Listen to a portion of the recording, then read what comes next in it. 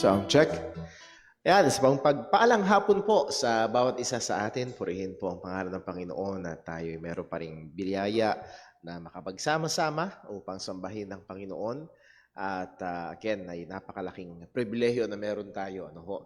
At ang sabi ng salita ng Diyos, as we gather as a church, yes, individually, nakatahan sa atin ng Panginoon, ng Banal na Espiritu, pero in a special way, as we gather as a church, sabi sa 1 Corinthians chapter 3, sabi ni Pablo, ye are the temple of God. Andun ang special na presensya ng Panginoon sa natitipon ng mga mananampalataya. So nothing can replace ang pagtitipon natin bilang mga Kristiyano, lalo na sa araw ng Panginoon sa pagsamba sa Kanya. So welcome po sa Sunday morning afternoon service. This is Jesus Christ Baptist Church. Welcome din natin ang ating mga kasama online. At ilan ho muna mga announcements bago tayo dumako sa atin hong paghahanda sa pagsamba. Una ho, ay ang ating mga young people ay excited. This coming Saturday, February 17, ay dadala ho tayo, Lord willing, sa Pag-ibig Conference. Hindi to seminar, iba yung Pag-ibig Seminar eh. Patungkol sa mga hinuhulugan at mga yung Pag-ibig Seminar. So Pag-ibig Conference, ito ay sa San Mateo Baptist Church at tayo excited at lalo na ating mga kabataan. At meron ng sign-up sheet ho doon and then also online. May sign-up online so you can choose any of the two na paraan ng pagsa-sign up at sa biyaya ng Panginoon, meron ng sumagot ng 50% ng atin hong registration fee. So pakipag-pray nyo ho yan, encourage natin ang bawat isa. Muli, napakaganda na ang ating mga kabataan ay merong biblical na perspektibo pagdating sa buhay pag-ibig. Sana hindi yung perspektibo nila Bea Alonso ang inyong pananaw patungkol sa pag-ibig, kung hindi kung anong sinasabi ng salita ng Panginoon. At yun hong gawain sa Sabado ay magiging malaking gabay, tulong ho sa atin. So pag-pray natin yan, maging yung pagta-travel ng ating mga young people patungo doon, at ito ho ay tiyak na magiging malaking blessing. Okay, and then yung atin hong the next Sunday ay hindi ho itong sa ating Sunday, kundi next pa, February 25, ang ating Family Sunday. So pag-pray natin yan, i-encourage natin ang bawat isa, buong pamilya, to be here.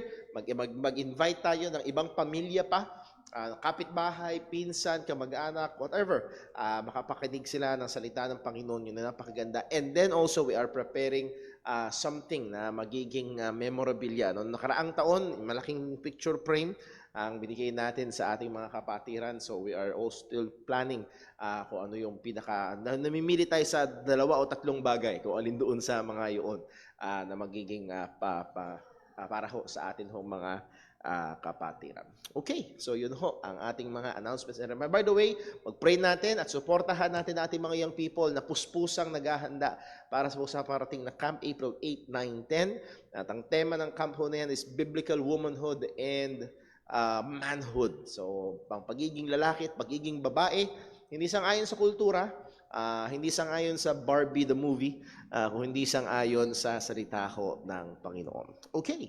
So that covers our announcements and reminders. Tayo'y dadako sa atin ng paghahanda sa pagsamba. Magkaroon tayo ng ilang sandali ng personal at tahimik na pananalangin. Hingin natin ng tulong, gabay at pagsustento ng Panginoon, pagsiyasat sa atin sa ating pagsamba sa Kanya. Let us pray.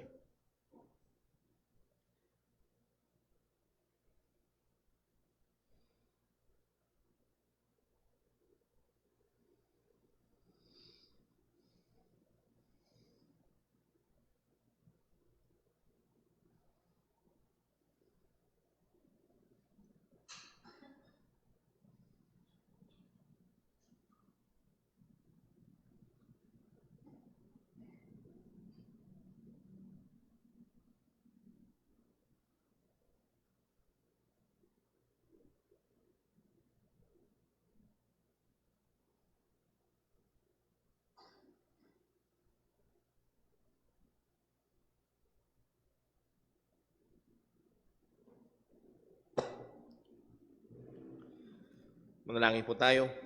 Panginoon naming Diyos, aming Ama sa langit, tunay karapat dapat ka lamang purihin, sambahin, sapagkat ginawa at nilalang mo ang lahat ng bagay para sa iyong kapurihan, para sa iyong kaluguran. Lord, hindi mo lamang kami nilikha, O Diyos, kundi kami iyong kinahabagan. Iyo kaming tinubos sa pamagitan ng iyong anak na aming Panginoong Jesus, Gaya ng amin na pag-aralan kaninang umaga, Panginoon, Ikaw, O Diyos, ang gumawa at nagbigay sa amin ng katwiran upang kami ay maging katanggap-tanggap sa iyo. Purihin ka, O Diyos, sa katotohanan ito. At Lord, dami pong inihiling nawa ang aming mga buhay ay maging palamuti, maging sang-ayon sa katotohanan na kami, Panginoon, ay ginawa mong matuwid sa iyong harapan sa pamamagitan ni Kristo. Nawa, O Diyos, sa aming gawain ngayon ng pagsamba, tulungan mo kami, bantayan mo ang aming mga puso at mga kaisipan. Napakadali, O Diyos, na magliwaliw sa ibang mga bagay. Kundi, O Diyos, tulungan mo kaming magtuon ng aming buong pagkatao sa iyo. Sa aming pag-aawitan, pananalangin, sa pagbabasa ng iyong salita at maging sa pagkakaloob at pangangaral, O Diyos, sa lahat nawang ito ay maging mabangong samyo sa iyong harapan at maging tunay na pag-aalay sa iyo. Ama, saliksikin mo kami sa anumang mga kasalanan, anumang mga salita, anumang kaisipan o nagawa, O Diyos, na taliwas sa iyong mga kautusan. Amin pong hinihingi ang iyong kapatawaran. At tunay ang aming pag-asa ay na kay Kristo Jesus lamang, sapagkat sa Kanya lamang ay merong kapatawaran at katubusan ng aming mga kasalanan. O Diyos, sa amin pong hinihingi ang iyong tulong at gabay sa amin, maging sa aming mga kapatiran naroon ang mga karamdaman. Gayun din, O Diyos, may iba't ibang mga kabigatan at pagsubok na kinalalagyan o kinaharap, Panginoon Ama, alam namin at ipaalala mo sa amin ang iyong biyaya ay sapat. At paalala mo sa amin ang iyong dakilang pagmamahal. Paalala mo sa amin, Panginoon, kung ikaw na nagpapakain sa mga ibon, nagbibihis sa mga damo. O Diyos, ang iyong mga anak na hindi mo pababayaan at hindi mo iiwan. Salamat po at pinupuri ka po namin sa ngalan ng aming Panginoong Hesus. Ito pong aming dalangin. Amen. Tayo pagbusta yung lahat at tayo po'y umawit sa Panginoon.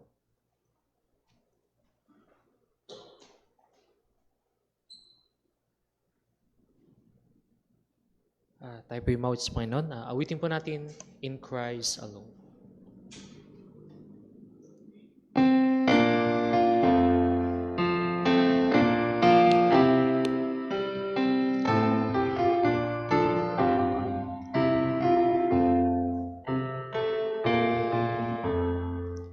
In Christ alone, my hope is found.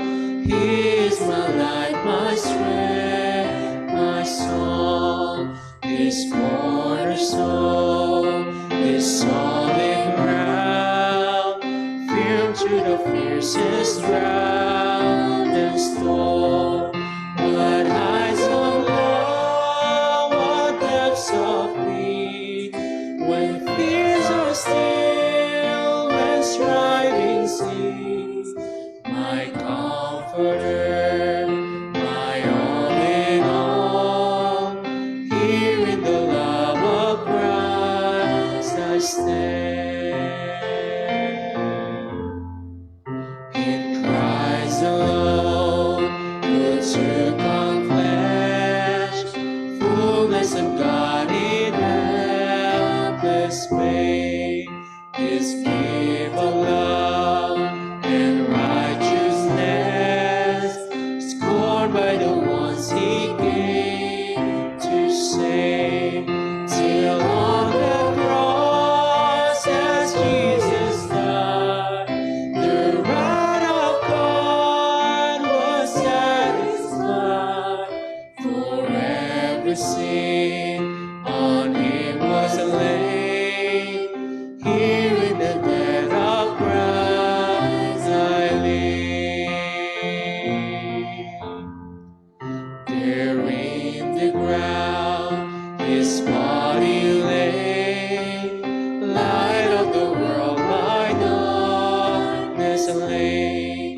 Then bursting forth in glorious day, up from the grave He rose again.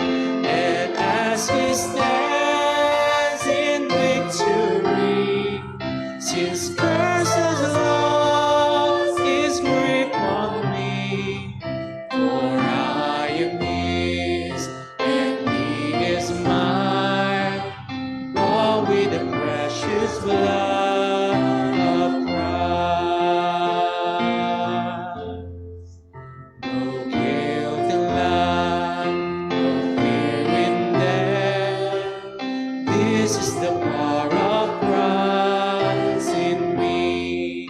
From life's first cry to final breath,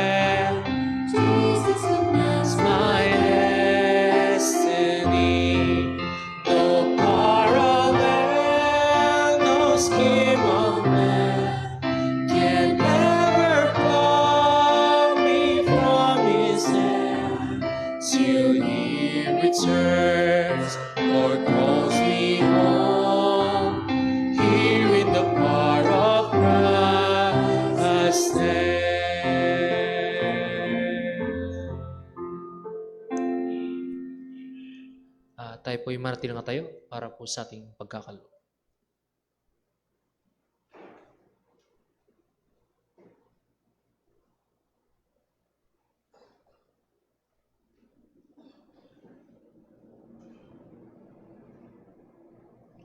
Purihin ang ating Panginoon para po sa pagbasa ng ating basehan sa pagkakaloob. Atin pong basahin ang 2 Corinthians chapter 9 verse 6 hanggang 8. Ready, read.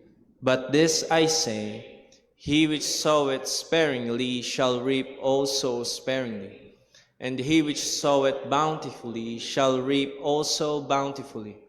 Every man according as he purposeth in his heart, so let him give, not grudgingly or of necessity, for God loveth a cheerful giver. And God is able to make all grace abound toward you, that ye, always having all sufficiency in all things, may abound to every good work. Palain po ng Diyos ang pagkabasa ng kanyang mga salita. Tayo po ay manalangin. O aming Ama sa langit, aming Diyos, makapangyarihan sa lahat, kami patuloy na nagpupuri at nagsasamba sa iyo, Panginoon.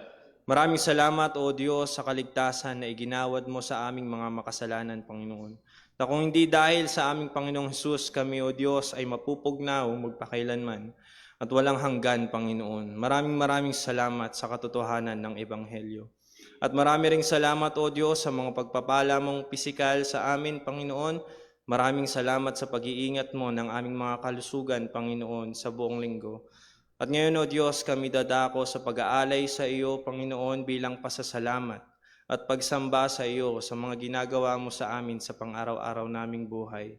Maraming salamat po, O Diyos, na meron kaming kakayahan, Panginoon, na nagmumula rin naman sa iyo na mag-alay, Panginoon, ng mga bagay, O Diyos, na pagpapala mo sa amin. Nawa, O Diyos, likahan mo kami ng puso na tunay ngang nagagalak sa pag-aalay sa iyo, sa pagbibigay sa iyo, Panginoon.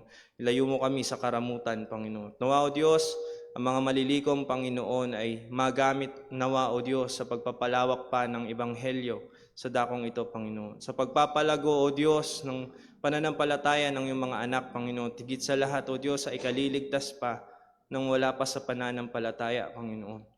Lord, nawa, ingatan mo at gabayan mo ang pagtuturo, O Diyos, at pakikinig namin sa mensahe mamaya, Panginoon. Pagpalain mo ang magbibigay ng mensahe, Panginoon. Bigyan mo siya ng karunungan, Panginoon. Pagmamahal, O Diyos, at nawa, Panginoon, ikaw ang maitaas, Panginoon, sa mga susunod pa naming gawain, Panginoon. Muli, ang lahat ng gagawin namin sa maghapong ito ay magbigay sa iyo ng kapurihan. Sa pangalan ng aming Panginoong Hesus. Amen.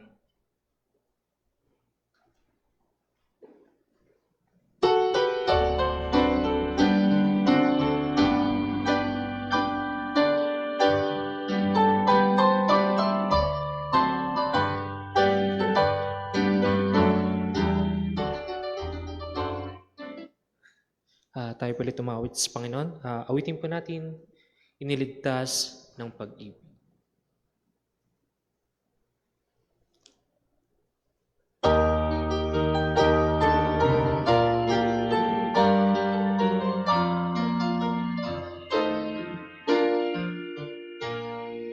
Buhay ko ay kainin sa salaylong mo, at walang magkasakit uwat sa paglubog. Ngunit inining ng Diyos ang aking pag-ibig, at ako'y iniligtas ng pag-ibig. Pag-ibig niya ang nagligtas sa aking pagkakalugmok, itinaas. Pag-ibig niya ang nagligtas sa aking pagkakalugmok,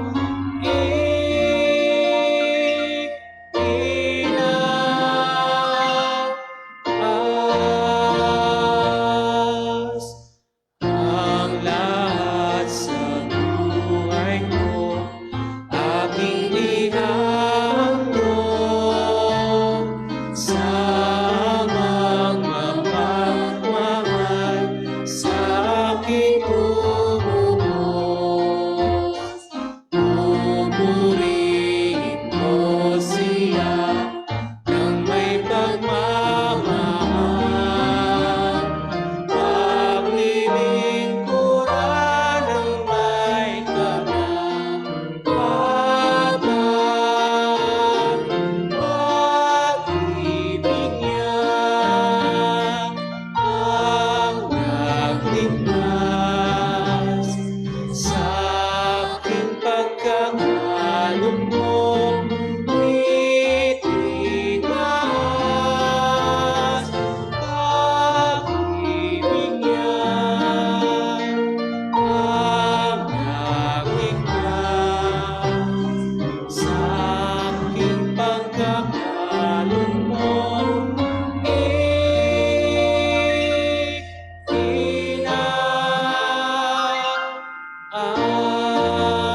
Itinaas taong makasalanan, manalig kay Jesus.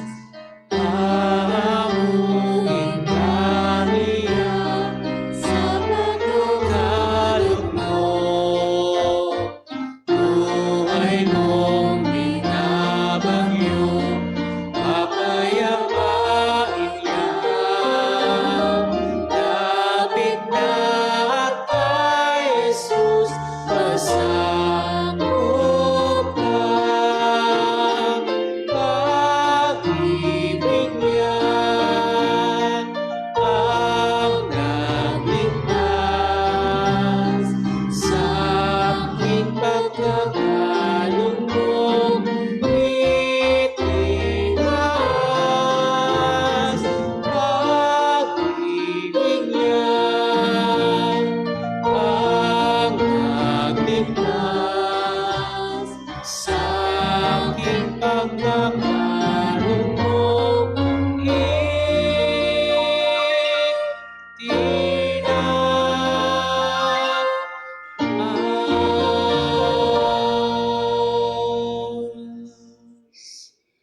Tayo po'y magsasayang lahat. Tayo po'y tumawid sa Panginoon. Awitin po natin, You are my all in all.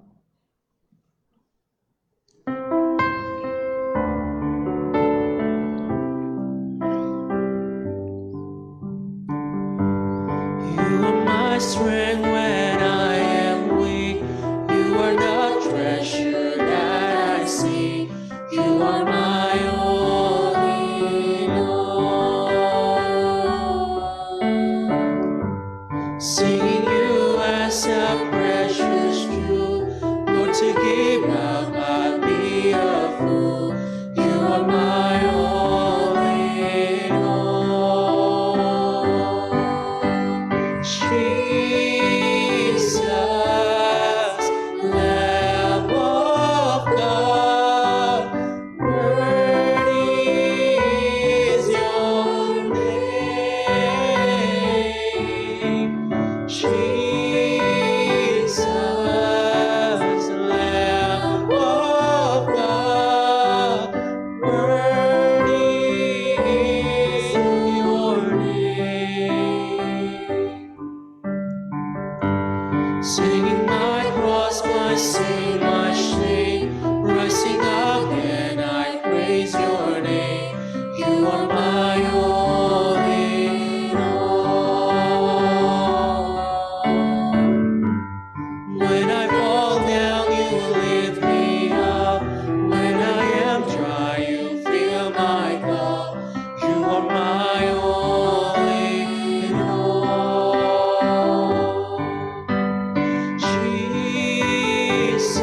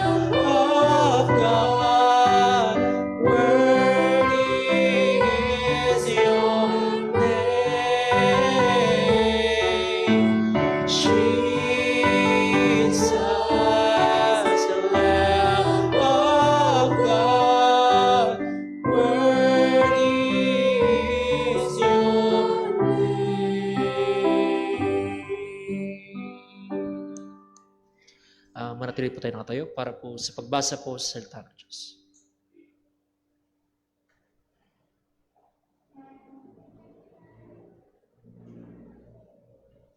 Magandang hapon po mga kapatid, para po sa ating sabayang pagbasa ng salita ng Diyos, atin pong basahin mula sa Aklat ng Mga Awit bilang 73. Sabay-sabay po nating basahin, ready, read. Tunay na mabuti ang Diyos sa Israel, lalo na sa mga taong malilinis ang puso. Ngunit ako, halos mawalan na ako ng pananampalataya.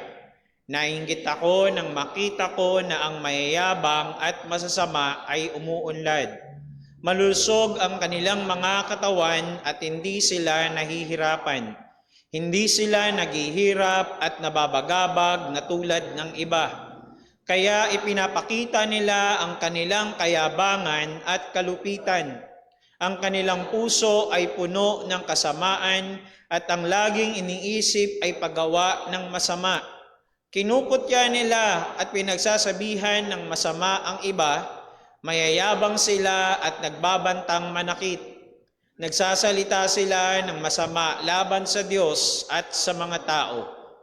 Kaya kahit na ang mga mamayan ng Diyos ay lumilingon sa kanila at pinaniniwalaan ang mga sinasabi nila. Sinasabi nila, paano malalaman ng Diyos? Walang kaalam ang taas-tasang Diyos.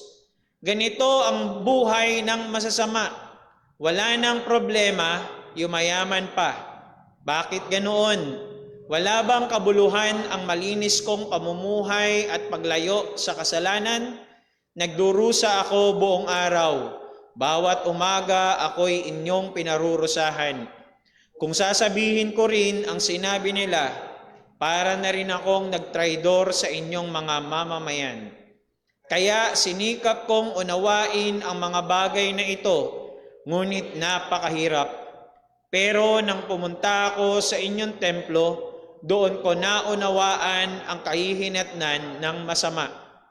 Tunay na inilalagay niyo sila sa madulas na daan at ibinabagsak sa kapahamakan. Bigla silang mapapahamak, mamamatay silang lahat at nakakatakot ang kanilang kahahantungan. Para silang isang panaginip na pagsapit ng umaga ay wala na, makakalimutan na sila kapag pinarusahan nyo sila. Nang nasaktan ng aking damdamin at nagtanim ako ng sama ng loob, para akong naging hayop sa inyong paningin, mangmang at hindi nakakaunawa. Ngunit patuloy akong lumapit sa inyo at inakay niyo ako. Ginagabayan ako ng inyong mga payo at pagkatapos ay tatanggapin niyo ako bilang isang pangunahing pandangal. Walang sinuman sa langit ang kailangan ko kundi kayo lamang. At walang sinuman sa mundo ang hinahangad ko maliban sa inyo. Manghina man ang aking katawan at isipan, kayo, O Diyos, ang aking kalakasan. Kayo lang ang kailangan ko magpakailanman. Ang mga taong lumalayo sa inyo ay tiyak na mapapahamak. Ang mga nagtaksil sa inyo ay lilipuling lahat. Ngunit ako, minabuti kong maging malapit sa Diyos. Kayo, Panginoong Diyos, ang pinili kong kanlungan upang mahihayag ko ang lahat ng inyong mga ginawa. Purihin po ang Diyos sa pagkabasa ng kanyang mga salita. Mari na po kayo magsiyo.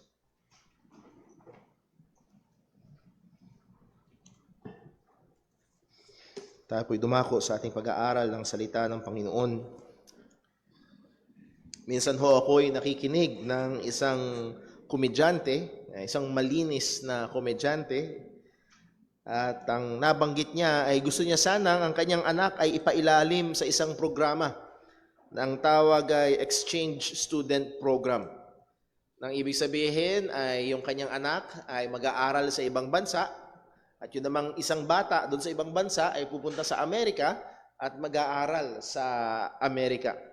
At ang sabi nitong komedyanteng ito, huwag niyo ako basta bigyan ng estudyante, ibigay niyo sa akin yung talagang galing sa third world mahirap na lugar. Para pagdating niya dito, makita niya yung kasaganaan ng Amerika. At pagdating ng mga ng anak ko doon, maunawaan niya kung gaano kasagana ang kanyang kinalalagyan. At minsan may mga pagkakataon na kinailangan o kakailanganin nating mapunta sa ibang mga lugar upang makita natin kung gaano tayo kapalad. Just last Sunday, ako ho ay wala dito nung umaga at nandun ho tayo sa The Grace Baptist Church sa Macabebe, Pampanga, na kung saan ang kanilang bahay-sambahan ay talagang napakaliit lamang. Siguro pag dumami sila ng 30, siksikan na, puno na, hindi na pwedeng pumasok yung iba.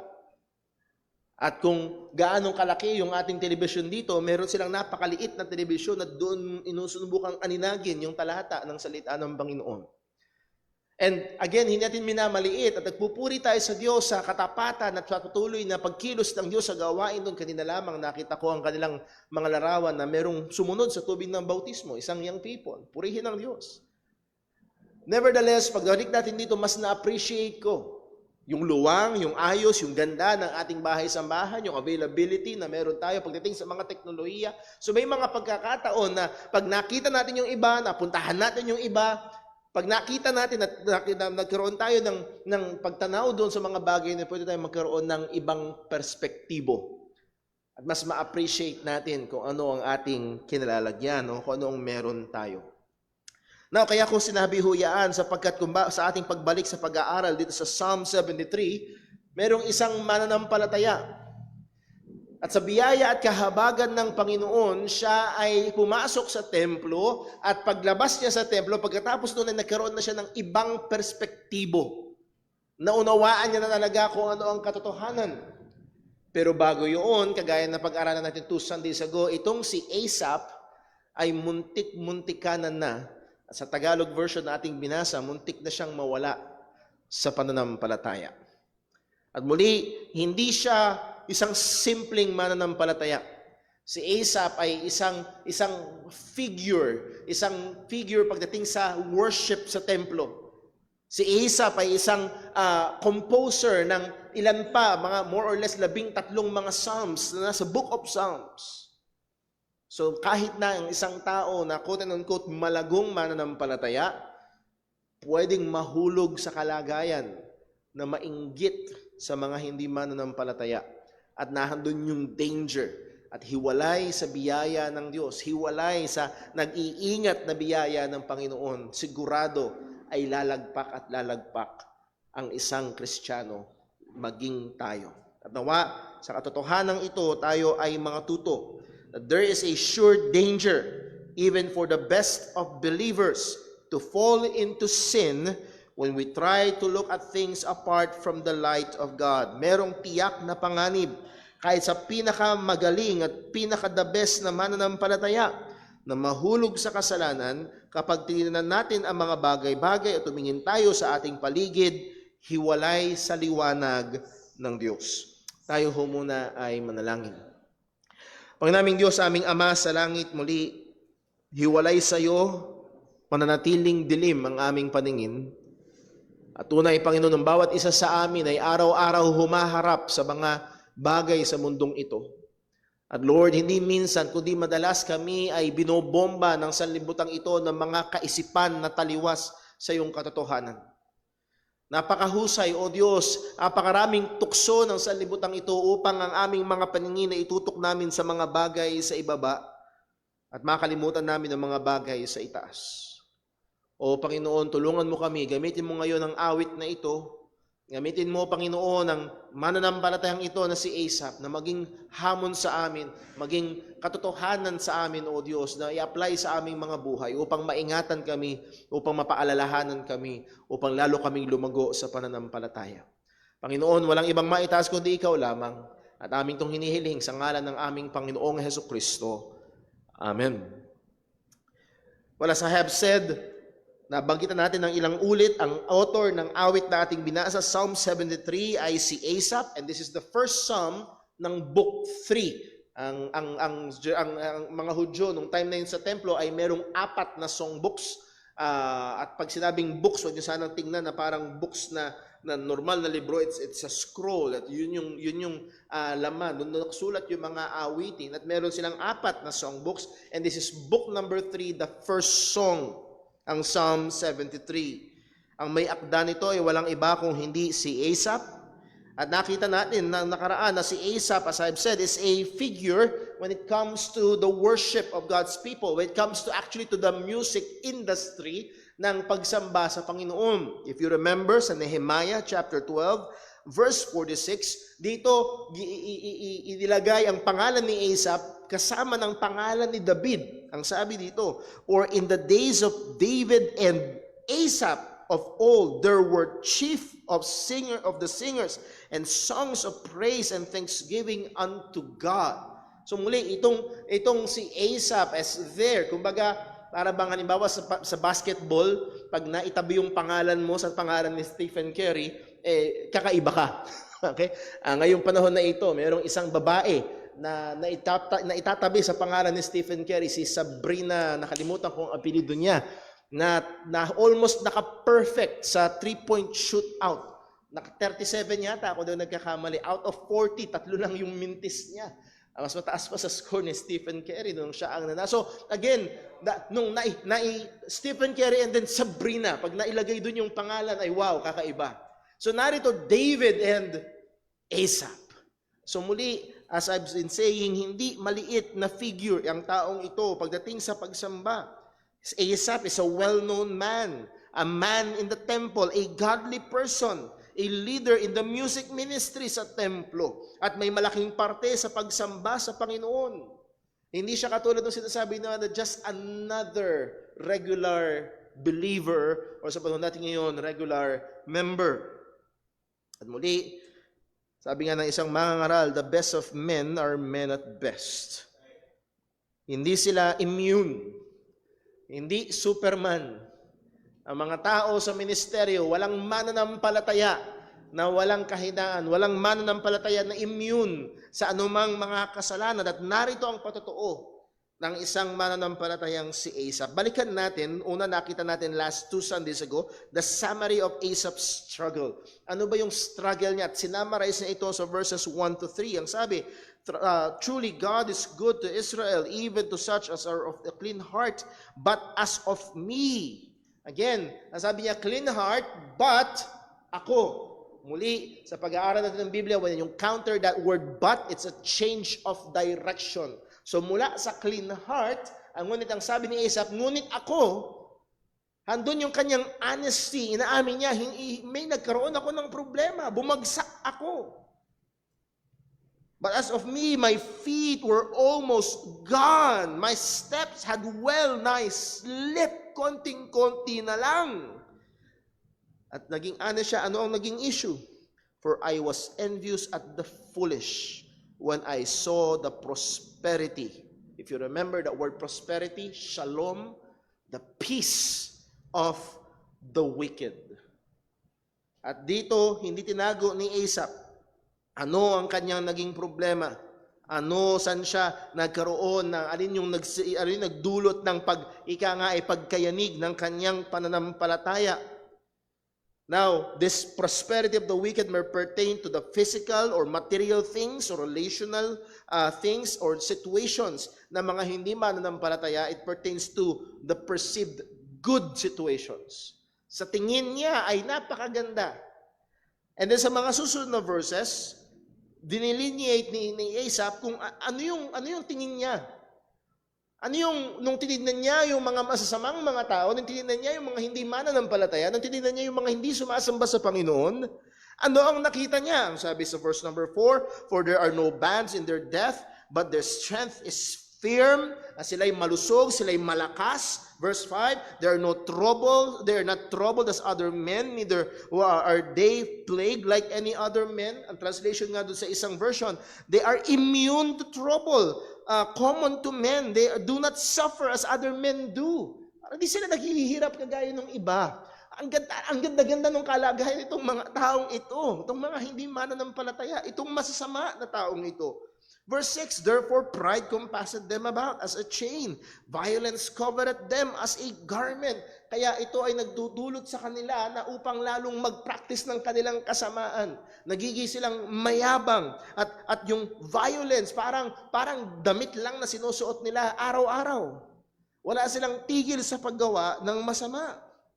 Verse 7, their eyes stand out with fatness. They have more than the heart could wish. Again, yung prosperity, yung kasaganahan ng masasama. So much so na parang puputok na sila sa kabundatan ng mga bagay-bagay. And again, yung pagkakasabit ni Asaph, they have more than the heart could wish. Ano man na nasain ng tao, handun na. Hindi ko maalala kung sino, pero tinanong ang isang sikat at mayaman na soccer player, tinanong siya, ilan ang sasakyan mo?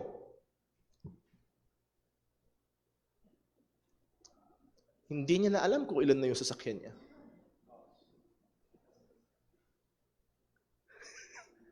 Hindi niya bilang. Yung mga luxury sports cars na milyon-milyon, hindi niya alam kung ilan. Ganon katindi. They have more than the heart could wish. Kamakailan lang ho, may sinabi sa akin, Sister Jonah, na isang kilalang figure dito sa Pilipinas, tuwing lalakad, ang pocket money niya, tuwing lalabas siya araw-araw, ang pocket money niya, 200,000. Pocket money. 20 to 200,000. Ay, 50 to 200,000. Sabi ko, dito, pag lumabas tayo, 50 to 200 pesos. Yun ang pocket money. They have more than the heart could wish. Again, lahat doon ng mga private jets, lahat ng mga sasakyan, mansyon, pera, at kung ano-ano pa. At yung iba ay naglalaway sa mga YouTubers na sikat, isang post lang, milyong-milyon ang pumapasok. Oh, they have more than the heart could wish. Ang sabi sa verse 8, may epekto ito sa kanilang pagsasalita. They are corrupt and speak wickedly concerning oppression. They speak loftily. Ang gaya na sinabi ng ating Panginoong Jesucristo, yung nasa loob ng puso, lumalabas sa bibig. Kaya kung gusto nyo alamin kung anong laman ng puso, pakinggan nyo. Pakinggan nyo ang tao. Yes, pwede mandaya ito, pwede manloko, pero lalabas at lalabas sa bibig yung laman ng puso. And so narito, corrupt sila, therefore, ang pagsasalita nila ay wicked, they're concerning oppression, pagdating sa pang-aabuso, pagdating sa paggawa ng masama, baliwala ito sa kanila, pinagmamalaki pa nila, they speak loftily, pinagyayabang nila.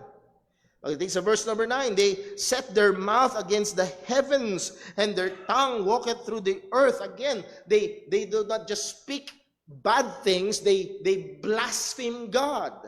Nagsasalita sila ng laban sa Panginoon. Therefore, ano nangyayari sa verse number 10? Therefore, His people return thither. Now, meron dalawang view dun sa word na His pertaining to God or His pertaining to this wicked people. Pero bumabalik. Sa madaling salita, ang sabi ng isang commentator, higit sa malamang yung mga ibang mga tao ay nahihikayat nila. Kapag nagsasalita sila, ay kumbaga, yung mga naglalaway, pambira, parang gusto ko rin nun.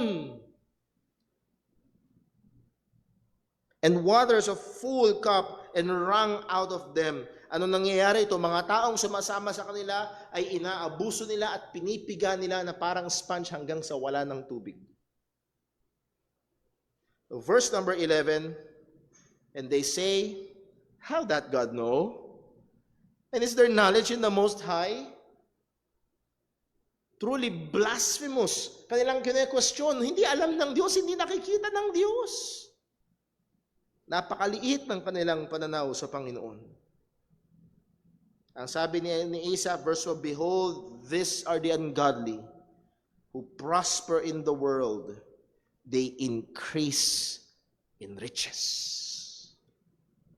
So tinignan ni Asaph ang mga taong ito at ang sabi niya, ako ay muntik-muntikan na ako'y nainggit sa kanila when I saw the prosperity of the wicked. These are the ungodly who prosper in the world. Sila ang sumasagana sa sanlibutan. Sila ang sumisikat sa sanlibutan. Sila ang yumayaman sa sanlibutan. Sila ang parang walang problema sa sanlibutan. Itong mga taong walang pagkilala sa Diyos, hindi basta walang pagkilala sa Diyos, itong mga taong nagsasalita ng laban sa Panginoon. Sila yung sikat. Sila yung hinahangaan. Sila yung in. Now, ang struggle ni Asaph, makikita natin sa verse number 13. Ang sabi ng mananampalataya, verily I have cleansed my heart in vain and washed my hands in innocency. Ang mas magandang translation dito, in vain I have cleansed my heart and washed my hands in innocency. Translation, walang kwenta ang pagsusumikap ko sa kabanalan. Sayang lang, sa panahon natin ngayon, sayang lang ang pag-church ko. Yung mga kaklase ko, ayun, nag-e-enjoy. Yung mga kabarkada ko, ayun, ang sasaya. Ako, nandito. Sayang. I've cleansed my heart in vain. Walang kwenta ang pagsusumikap. Na sana makita ho natin yung talagang buong puso, hindi lamang yung kamay, hindi lamang panlabas, kung hindi muli sa kanyang kaibuturan ng kanyang pagkatao. I have cleansed my heart in vain. And I wash my hands in innocency. It's useless. It's not worth it.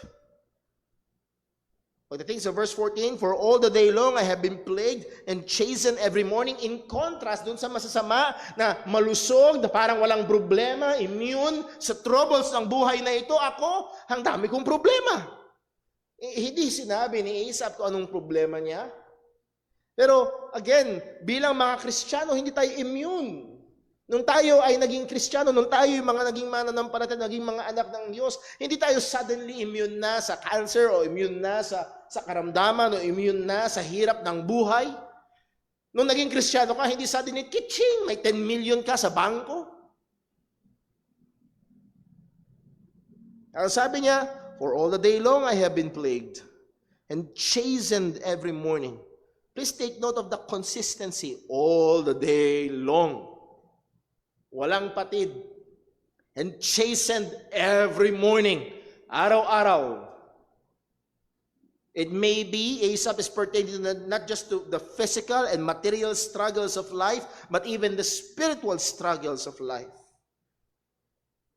But sa madaling salita, ang hirap.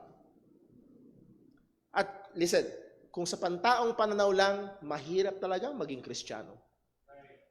Nung hindi ka Kristiyano, sabi ko kay Sister Jonah, buti na lang hindi ako ngayon estudyante.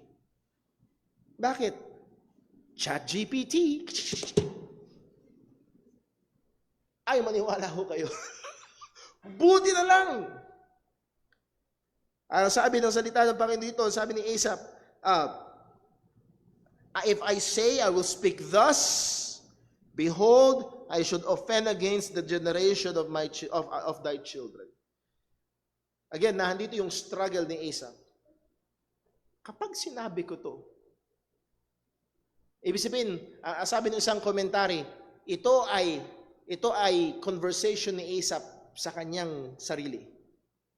Hindi niya pa sinasabi to, hindi pa lumalabas ito. Hindi niya pa to sineshare sa iba. Itong struggle sa kanyang sarili, sa kanyang damdamin.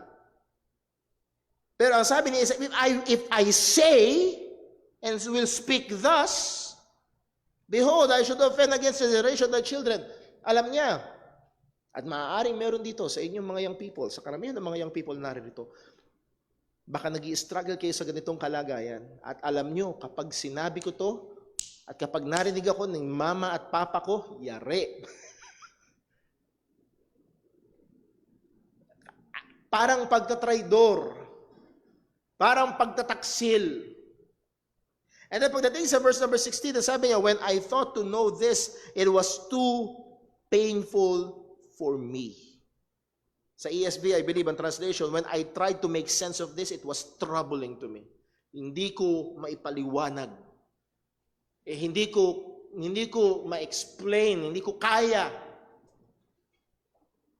Ang kanyang sariling kaisipan, ang kanyang sariling pagbibigay katuturan, ang kanyang sariling mga ideas, ang kanyang sariling pangunawa ay nasumpungang mababaw at hindi kaya yung lalim. So ganun kabagabag si Asaph. Narito ang punto, mga kapatid, mga kaibigan, sa ating mga mananampalataya, pag tinignan natin ang paligid at ang buhay, listen, pag tinignan natin ang paligid at ang buhay, hiwalay sa perspektibo ng Diyos, asahan mo to, malulunod ka. Hindi kaya ng kaisipan natin. At pag darating ang mga, bakit sila ang masaya? Bakit sila ang hindi nagkakasakit? Bakit parang wala silang problema? Now, ano ang naging solution? Ano ang naging solution? Na dito tayo natapos sa verse 17 last 2 Sundays ago. Ang sabi sa verse number 17, until. Ang sabi ni Isa, kung babalik na sa verse 2, ako muntik-muntikanan na. Muntik na akong mawala sa pananampalataya until. That's a time marker. Ibig sabihin, pagdating ng oras na ito, may nagbago. Until I went into the sanctuary of God, then I understood their end. Itong dakilang kabagabagan at pagkalito ni Asaph ay nagkaroon ng pagtatapos, at kailan ito nagtapos? Nung siya ay pumunta sa sanctuary, nung siya ay pumunta sa templo ng Panginoon. Now, huwag niyo sanang isipin na pag may problema ako, pupunta lang ako sa church. Kiching! Pag nag-away kami ng boyfriend ko, pupunta ako sa church. Kiching! Wala nang problema. Kapag may problema kami sa pera, pupunta kami sa church. Kiching! Dalawa na tayo may problema. Hindi ho magic. Huwag yung sana isipin na para itong magic place na pag pumunta ka, at minsan nakapakinig na ako ng pangaral na ganun, pag may problema naman, pusta ka lang sa church. Well, makakatulong kung hihingi ka ng counsel sa iyong pastor. Nevertheless, ang gusto ko i-point out ho dito, yes, pumunta siya sa templo, at please notice yung susunod na salita, until I went to the sanctuary of God, to the temple of God. And take note, ano ba ang ginagawa sa templo? Umaawit sa Diyos. Sumasamba sa Diyos. Nag-aalay sa Diyos. Binabasa ang salita ng Diyos. Itinuturo ang katotohanan ng Diyos. Lahat ng ito, ang gawain sa templo ay umiikot sa salita ng Diyos at patungkol sa Diyos. Kaya ang sabi ni Asaph, until I went to the sanctuary of God, then understood I their end. May naunawaan ako. Muli, hindi siya na brainwash, hindi magically nawala ang kanyang problema, pero meron siyang naunawaan. Meron siyang nakitang katotohanan. Dahil sa mga salita ng Diyos, sa mga awitin ng katotohanan ng Panginoon, sa pag-aalay sa Panginoon at sa pagsamba sa Panginoon, nakatutok ang isip ngayon sa templo. Pagpunta mo sa church, pagpunta mo sa bahay, sambahan ng Panginoon, nakatutok sa Diyos. Sabi ni Asaph, naunawaan ko na. Kaya mga kapatid, napakahalaga na ang church ay manatiling nakatutok sa Diyos. Napakaraming mga iglesia ngayon nakatutok sa tao. Anong gusto ng tao, anong nagpapasaya sa tao, anong nakakakiliti sa tao, anong nakakapagpatawa sa tao, at hindi sa Panginoon. Isa sa mga pinakamahalagang susi dito ay makikita natin na nagbago ang perspektibo ni Asaph. Bago siya dumating sa templo, ang focus niya ay nakatingin sa mga wicked at kung ano ang seemingly magandang kalagayan nila. Kaya siya inggit na inggit. lalo na sa panahon natin ngayon, konting click lang sa social media, napakadaling mahulog sa pagkainggit. May pagkakataon, siguro mga 2-3 years ago, medyo nahilig ako manood sa mga business, ano man tamang salita dito? Advisors. Isang naalala ko si Chinkitan. Chink Positive. Na sinasabi niya kung paano siya nagsimula, kinukwento niya kung paano, at ngayon talagang ang yaman niya. Ang galing. At habang nakikinig ka, habang nakatuon ka doon, may tendency na, parang gusto ko rin yun Parang sarap ng ganong buhay Financial freedom. Ano ibig sabihin? Hindi ka namumblema sa pera. Wow, parang ang sarap ng buhay na yun Hindi ka namumblema sa pera. Woo! Pero muli, pag tumingin tayo sa mga ganun, konting panood lang, konting click lang, at pwedeng ipakita sa iyo ng mundo ang lahat ng mga kayamanan nito. At mahulog ka at mahulog tayo sa pagkainggit sa mga ito. Muli, ang punto ay ito. Itutok natin ang ating pananaw. Itutok natin ang ating tingin sa Panginoon. Ang sabi sa verse number 18, naunawaan niya na. Sa verse 17, naunawaan niya. Verse 18, Surely, thou didst set them in slippery places.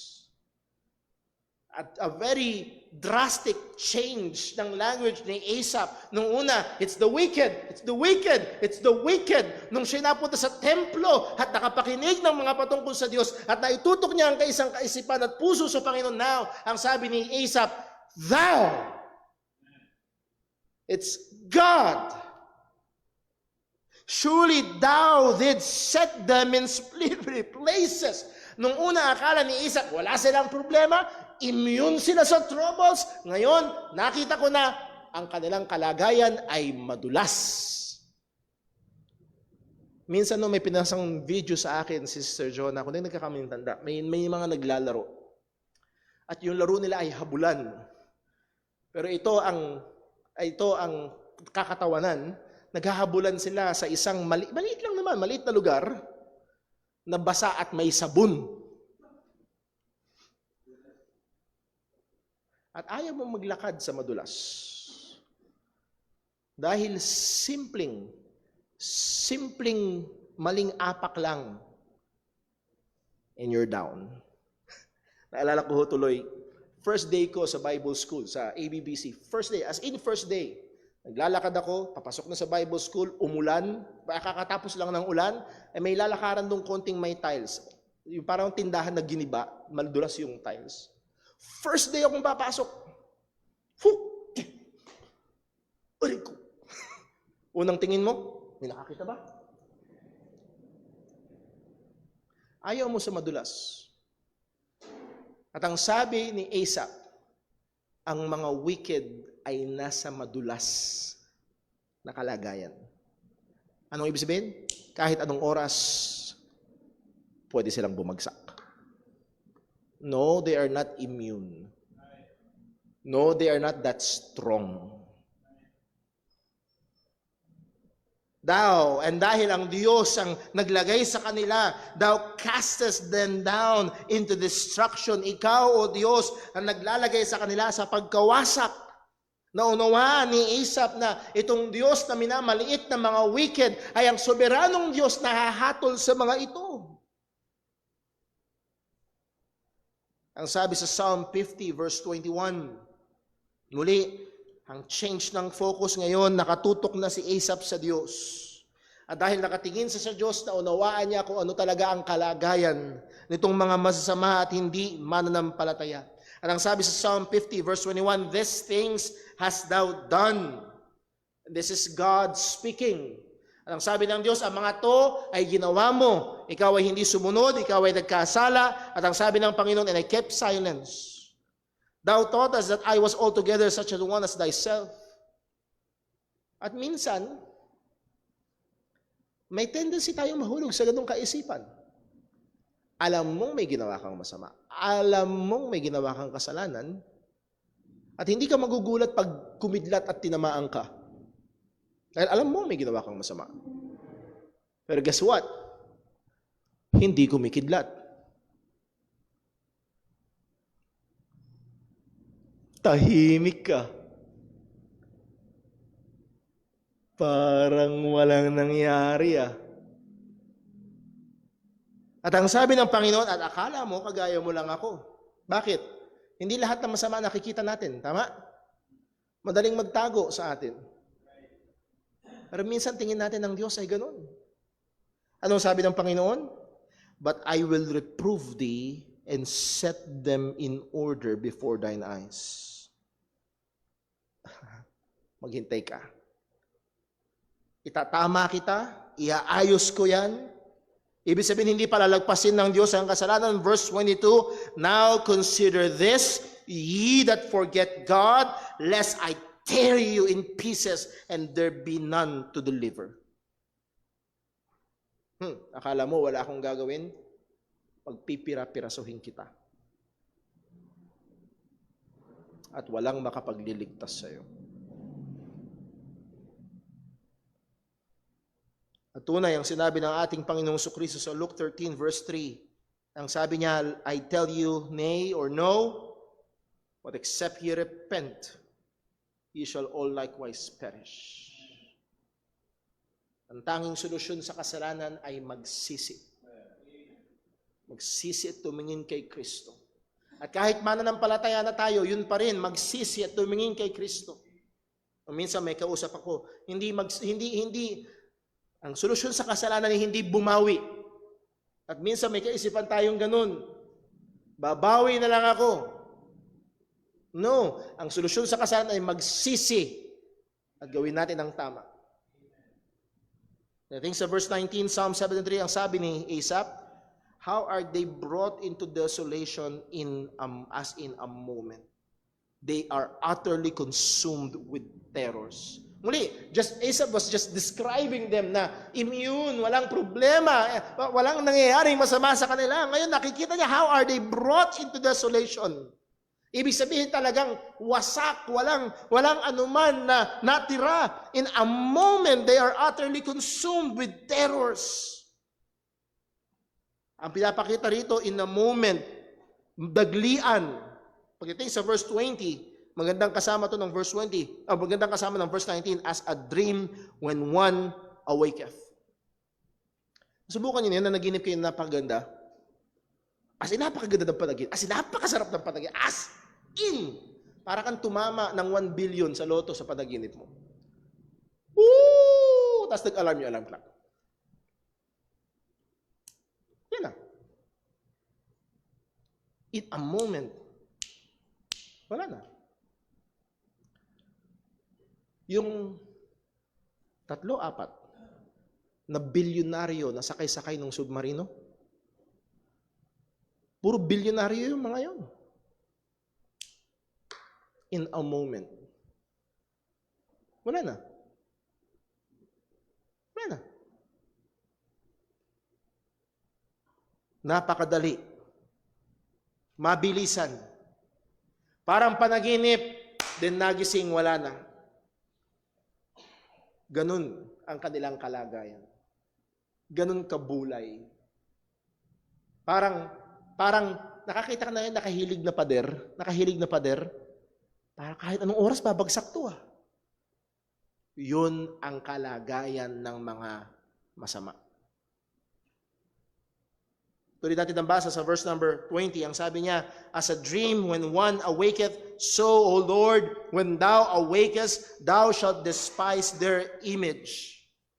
Now, hindi ibig sabihin dito na ang Diyos ay natutulog. So, ganun din, Panginoon, pag ikaw ay nagising, maliwanag ang salita ng Diyos. Sa Psalm 121 verse 3, ang sabi ng Panginoon, He will not suffer thy foot to be moved. He that keepeth thee will not slumber. Yung nag-iingat sa iyo, hindi matutulog. Behold, he that keepeth Israel shall neither slumber nor sleep. Verse 5, for the Lord is thy keeper, the Lord is thy shade upon thy right, the Lord is thy shade upon thy right hand. Muli, ang Diyos natin hindi natutulog.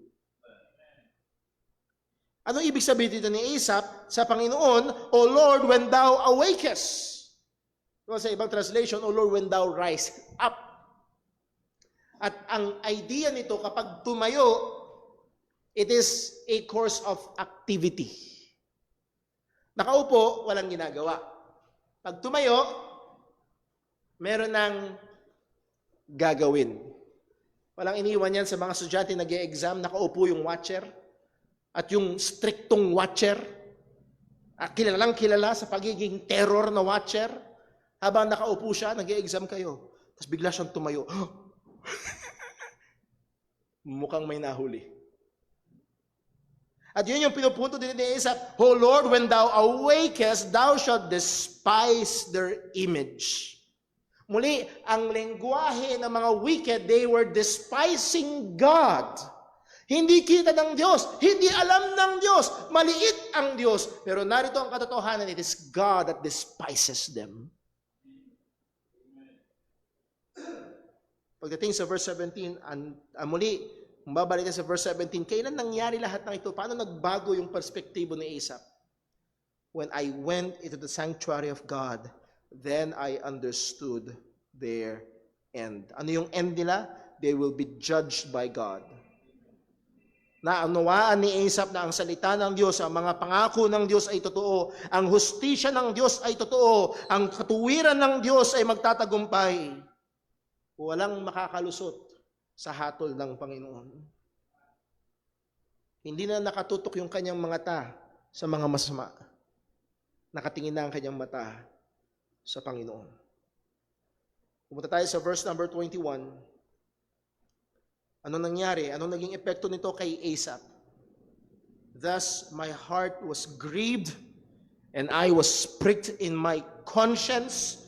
So foolish was I, and ignorant I was as a beast before thee." Hindi na siya. So ano na nangyari? Nakatingin lang siya sa mga hindi mananampalataya. Nakatingin lang siya sa masama. Ngayon nangyari, tumingin na siya sa Panginoon. At nakita niya yung talagang kalagayan ng masama. At ngayon tumingin siya sa Panginoon at nakita niya yung kanyang totoong kalagayan. Ang sabi ni Asaph, "My heart was grieved." Nalungkot ng matindi ang aking puso. I was pricked in my reins. Sa aking kaisipan, or sa ibang translation siguro, mas maunawahan natin, nakurot yung konsensya. Nakita ni Asaph kung gaano kamangmang na naiinggit siya sa mga hindi mananampalataya. Gaano ka-foolish na naglalaway siya sa kalagayan ng mga hindi tumikilala sa Panginoon. Paano niya dinescribe ito? "I was as a beast before thee." Alam niyo ang hayop? Instinct lang yan. Pag naramdaman niyang uhaw siya, anong gagawin? Inom. Pag naramdaman niyang gutom siya, kakain. Pag naramdaman niyang antok siya, wala naman nakitang aso na pinaglalabanan yung antok, hindi, kailangan ko magbantay. Hindi, pag inantok yan, matutulog yan. Lalo na ang pusa. Ang hayop ay sumusunod lang sa pita ng laman. At ang sabi ni Asaph, para lang ako naging ganun. Nag-behave ako na parang hindi ligtas. Parang hindi mananampalataya. At ito ay nagdulot sa kanya ng konsensya. At ito ay statement ni Asaph na higit sa malalang nagpapakita ng kanyang pagsisisi. Siya ay nagsisi. And he did a complete turnaround. Mula sa paglalaway at sa pagkainggit sa mga kayamanan at kalagayan ng mga wicked. Pagdating sa verse number 25, "Whom I have in heaven but thee. And there is none upon earth that I desire beside thee." Muli, nung pumunta si Asaph sa sanctuary, ay na-expose siya sa katotohanan ng Diyos, sa salita ng Diyos, sa pag-aawitan sa mga tao ng Panginoon. It's all about God.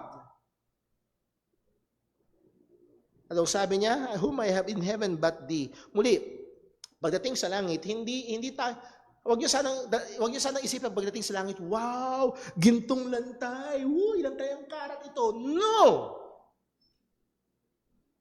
Naalala ko, may kausap ako noon. Sana siya ay tunay na mananampalataya, pero ang lagi niyang banggit, Brother Paul, pag nasa langit na tayo, hintayin mo lang, iimbitahan kita sa mansion ko. At magpa-party tayo. Anong itsura ng langit sa kanila? Upgraded earth? Para ka lang natira sa Beverly Hills? Yun ang langit sa iba. At makita na natin dito ang puso ng mananampalataya nung nakita niya talaga ang Panginoon. Ang sabi ni Asaph, whom I have in heaven but thee. Heaven is heaven because of God. Iba masyadong romantiko ang langit, HHWW sa gintong lantay. I'm sorry sa mga very romantic, pero sabi ng ating Panginoong Yesus, pagdating sa langit, wala nang pag-aasawa. Kaya kung mag-aasawa ka, ngayon na. Dito lang sa lupa na ito. Sa tamang mga hakbangin. And then, hindi lang yun. Yung iba, Brother Paul, sa langit yun, sa langit yun. Pero sabi ni Asaph, and there is none upon earth that I desire beside thee. It's not the riches. It's not the comfort. It's God.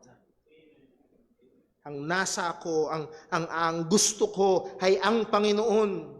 Maging sa lupang ito. Bakit? Tanungin mo si Solomon, makuha mo man ang lahat ng bagay sa mundong ito. Walang kabuluhan. Walang kabuluhan. Ang tamis at walang hanggang kagalakan ay nasa presensya ng Diyos, dito man sa lupang ito o sa langit.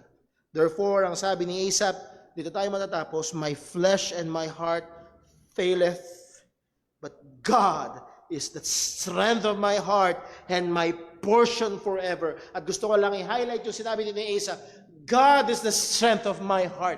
Muli, hindi dahil ang tibay yata ng pananampalataya ni Asaph. Kaya hindi siya natumba. Kaya hindi siya nahulog. No! Ang Diyos ang kalakasan niya. Ang Diyos. He is my portion forever. I think sa verse 27, for lo, they that are far from thee shall perish. Thou hast destroyed all them that go whoring from thee. Lahat ng lalayo sa iyo ay pupuksain mo. Lahat ng ayaw sa iyo ay pupuksain mo. But it's good for me to draw near to God. I have put my trust in the Lord that I may declare all thy works. Listen. Walang panahon na hindi tayo tinutukso. Sasabihin sa'yo, mas masarap ang love life sa labas. Mas masarap ang buhay ng hindi Kristiyano. Pwede mong gawin lahat ng gusto mo. Sarap mag-party-party. Pag nakapagtrabaho ka sa ibang bansa, marami ka ng pera, gawin mo na ang magagawa mo at gusto mo. Ang sabi ng salita ng Panginoon, it is good for you, for me, for us to draw near to the Lord. Mabuti sa atin. Hindi ang lumayo, kundi ang lalo pang lumapit sa Panginoon. Nawa sa biyaya ng Diyos. Muli, hindi ito sa ating sariling lakas. Tulungan tayo ng Diyos na lalo tayong lumapit sa Kanya. Anong solusyon kapag naiinggit ka sa mga nasa labas? Lapit tayo sa Panginoon. Lapit tayo sa Panginoon. Let's pray. Panginoon naming Diyos, aming Ama sa langit, salamat po na hindi kayamanan, hindi material na bagay, hindi ang mga pinagnanasaan ng mga tao sa sanlibutan ito, kundi Panginoon, ang aming bahagi ay Ikaw mismo. O tulungan mo kami. Ang aming puso ay mahina, napakadaling magliwaliw sa mga bagay-bagay sa mundo. At maaaring ngayon mismo, Panginoon, ay merong naririto at alam na alam niya, damang-dama niya ang struggle na kagaya ng kay Asa. Maaaring merong naririto, O Diyos, ngayon mismo, ay nando siya sa kalagayang muntik na, malapit na. O Diyos, maawa ka. Maawa ka. Bigyan mo siya ng lakas, dagdag na pananampalataya at nawa, O Diyos, sa biyaya mo'y ibaling niya ang kanyang paningin sa iyo. At ikaw ang maging kayamanan. Ikaw ang maging bahagi. Na makita niya ang pinakamainam sa buhay na ito at sa kabila, ay walang iba kung hindi ikaw. Patawad, O Diyos, sa mga pagkakataon na para kaming namumuhay at nagnanasa na parang hindi mananampalataya. At tulungan mo kami na itingin ang aming mga mata sa mga bagay sa itaas habang hinihintay ang pagbabalik ng aming tagapagligtas. Salamat po sa paalala ng iyong mga salita. Dalangin na ito sa ngalan ng aming Panginoong Hesukristo. Amen. Basta po tayong lahat. Awitin natin ang ating pangwakas na awit.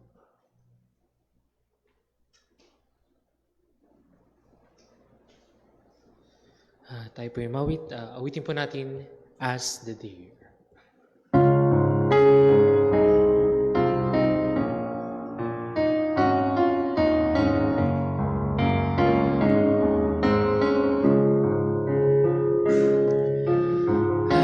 As the deer panted for the water, so my soul longeth after thee.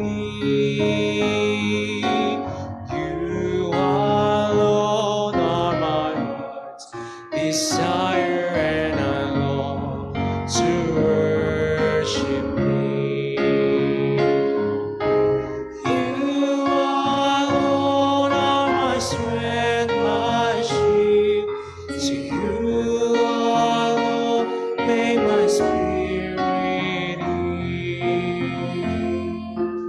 You alone are my heart's desire, and I long to worship thee.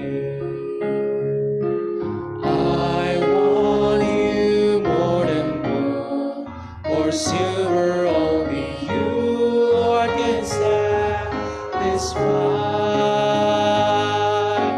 You alone are the real joy giver and the apple of my eye. You alone are my strength, my shield. To you alone may my spirit yield. You alone are my heart's desire, and I long to worship thee. Purihin po ang pangalan ng Panginoon. Salamat po sa bawat isang naririto at maging sa ating mga kasama online. Purihin ng Diyos. At muli, throughout the week, let's go back to those words of God na ating napag-aralan, pagbulayan natin, magkaroon ng epekto sa ating pamumuhay. Sa ating paghiwa-hiwalay, nawa ang pagmamahal ng ating Ama, biyaya ng ating Panginoong Jesucristo, at ang kapangyarihan ng Banal na Espiritu ay sumabawat isa sa atin at patuloy tayo maging instrumento ng katwiran alang-alang sa kapurihan ng kanyang dakilang pangalan. God bless po. Magandang hapon. Dito tatapos ang ating gawain ng pagsamba at 3:40 ho ay magsisimula ang ating prayer meeting. God bless po.